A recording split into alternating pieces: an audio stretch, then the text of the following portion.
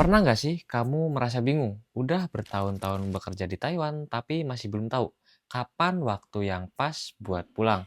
Nah, di video ini aku mau sharing berdasarkan pengalaman dan pengamatan selama 3 tahun bekerja di Taiwan tentang tanda-tanda kapan waktu yang pas buat pulang dan kapan sebaiknya lanjut kerja dulu. Tapi pulang di sini bukan pulang cuti ya teman-teman, tapi pulang nggak balik lagi ke Taiwan. Dalam artian teman-teman bisa melanjutkan berbisnis, membuka usaha, atau yang lain-lain.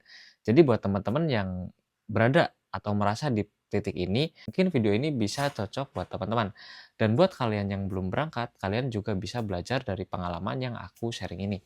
Oke. Oke, di poin yang pertama, mungkin teman-teman itu sudah banyak yang tahu. Ketika teman-teman memutuskan untuk pulang ke Indonesia, itu kalian sudah pasti punya tabungan dan juga perencanaan setelah pulang itu seperti apa. Tapi buat teman-teman yang belum tahu, kalian itu jangan pulang dulu sebelum kalian itu punya tabungan darurat yang minimal itu 6 sampai 12 bulan dari biaya hidup kalian selama di Indonesia nanti gitu, teman-teman. Karena kenapa? Karena di awal kepulangan itu sudah pasti berat banget. Karena kalau kalian itu pulang tanpa belum ada perencanaan yang jelas, contohnya kayak kalian itu membuka usaha atau yang lain-lain, itu kalian itu belum ada pemasukan.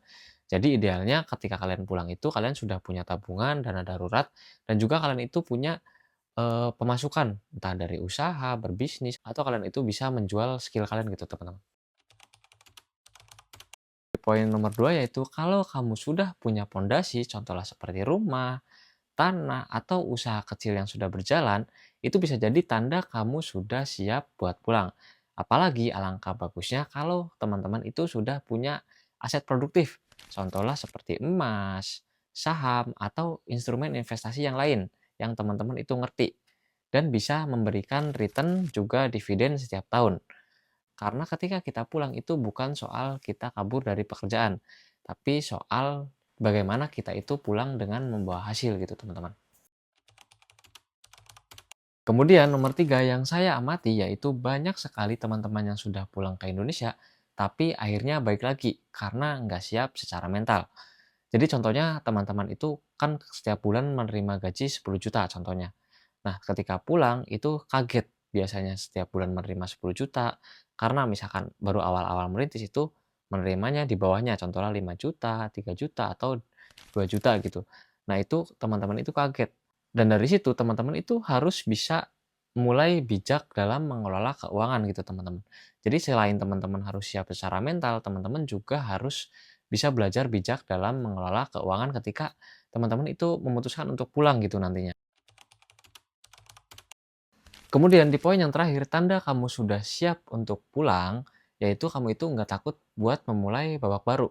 Karena ketika kamu memutuskan untuk pulang, itu bukan berarti kamu gagal, tapi kamu itu naik ke level selanjutnya. Karena ketika kita kerja di luar negeri, itu cuma salah satu fase dari perjalanan kita, bukan tujuan akhir hidup kita gitu teman-teman. Jadi teman-teman, kapan waktu yang tepat buat pulang dari Taiwan? Jawabannya ada di diri kamu sendiri.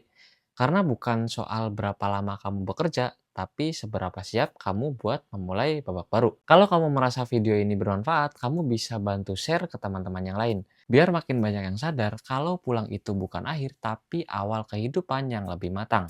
Sampai bertemu di next video, dan salam Sobat PMI.